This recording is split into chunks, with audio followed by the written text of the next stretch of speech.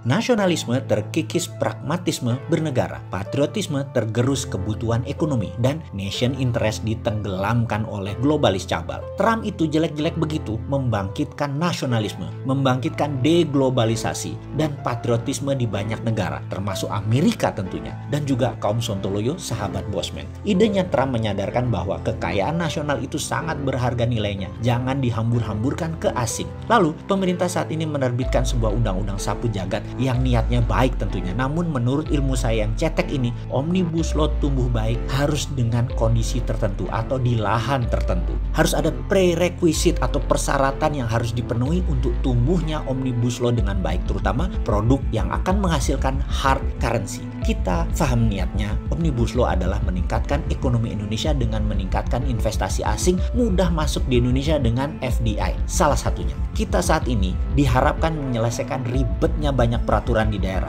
dan juga di peraturan pusat. Dan yang paling cepat adalah semuanya dipusatkan ke pusat sehingga daerah jadi simpel. Yang kita terus pertanyakan bukan Omnibus Law-nya, tetapi platform berpikir untuk membuat undang-undang tersebut semuanya kebanyakan pebisnis papan atas yang masuk komunitas 3% top pengusaha nasional yang melihat makro bisnis usahanya oke, namun tidak cara pandang bela negara atau bernegara. Sungguh, di dalam bernegara itu bukan melihat negara seperti perusahaan berbasis balance sheet, neraca, untung rugi. Negara itu ada unsur rakyat, ada unsur wilayah, ada aset untuk anak cucu cicit kita. Harus aman selama 1000 tahun ke depan. Rasanya kalau lihat undang-undang Minerba dan undang-undang Cipta Kerja, bisa-bisa cucu kita bisa bertanya, emangnya Indonesia punya nikel ya Eyang? Emangnya dulu Indonesia penghasil batu bara ya? Bisa musnah itu harta nenek moyang dan pejuang kemerdekaan yang berjuang mengusir penjajah kalau begini tata kelolanya. Dan sekali lagi, kita berikan kacamata lain agar bisa jadi acuan bernegaranya. Kita harus paham apa bedanya antara membangun dengan kemajuan atau memajukan bangsa dan negara. Masih bingung dengan pertanyaan tadi? Begini, Indonesia saat ini terlihat banyak membangun infrastruktur misalnya, membuat undang-undang Cipta Kerja misalnya, dan itu bisa dikatakan membangun. Namun jangan sahabat bilang bahwa membangun itu bisa memajukan Indonesia. Belum tentu. Ya, Sontoloyo kamu, itu pasti ada di benak banyak sahabat saat ini. Bukankah tujuan membangun infrastruktur dan undang-undang Cipta Kerja adalah untuk kemajuan ekonomi? Demikian pasti ada sahabat yang berargumen. Apa jawaban saya? Iya, tapi belum tentu begitu. Kita harus melihat bagaimana dalam tanda petik cara Indonesia membangun dan dengan siapa dalam tanda petik membangunnya. Kita jelaskan sedikit pengandaian. Jika dalam rumah tangga, katakan Anda memiliki penghasilan 10 juta dalam 1 bulan. Lalu Anda mau membangun kamar tambahan dan ingin membeli 1 mobil lagi untuk kebutuhan keluarga. Anda menggunakan kartu kredit atau meminjam ke bank. Intinya Anda memakai uang orang lain di dalam membangun. Apa yang kamu lakukan dengan pendapatan tetap tadi yang 10 juta tadi? Anda tahu sekali bahwa uang bulanan tadi hanya bisa untuk membayar cicilan. Pokoknya tidak bisa. Pokoknya harus dari bisnis yang jalan. Dan Anda berharap kamar tadi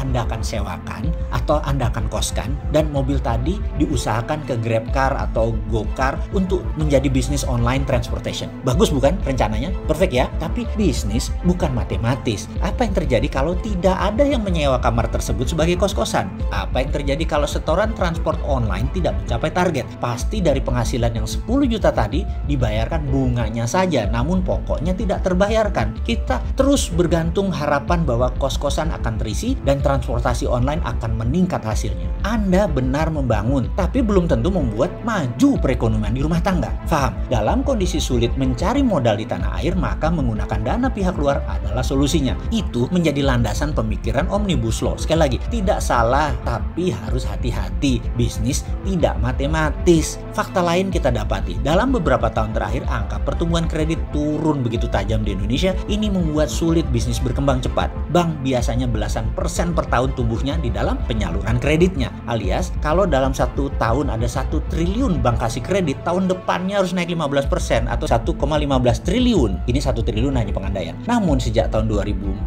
tumbuh kredit di tahun tersebut 11,58%. Lalu di tahun 2015 tumbuh 10,44%. Di 2016 tumbuh 7,87%. Di tahun 2017 tumbuh hanya 4,18%. 2018, 2019 sekarang cari sendiri deh, semua di bawah 10%. Di sebuah syarat ekonomi tumbuh di atas 7% seperti cita-cita waktu kampanye dulu yang sengaja tidak diingatkan lagi untuk pertumbuhan ekonomi nasional, maka maka kredit yang dikucurkan harus double, minimum 15%. Jadi keberhasilan pembangunan infrastruktur misalnya jadi tidak menunjukkan kemajuan. Lihat hasilnya, Indonesia saat ini apa? Resesi, dan bisa-bisa kuartal ketiga juga masih minus, dan amit-amit jangan sampai kuartal 4 juga minus. Oh, lupa.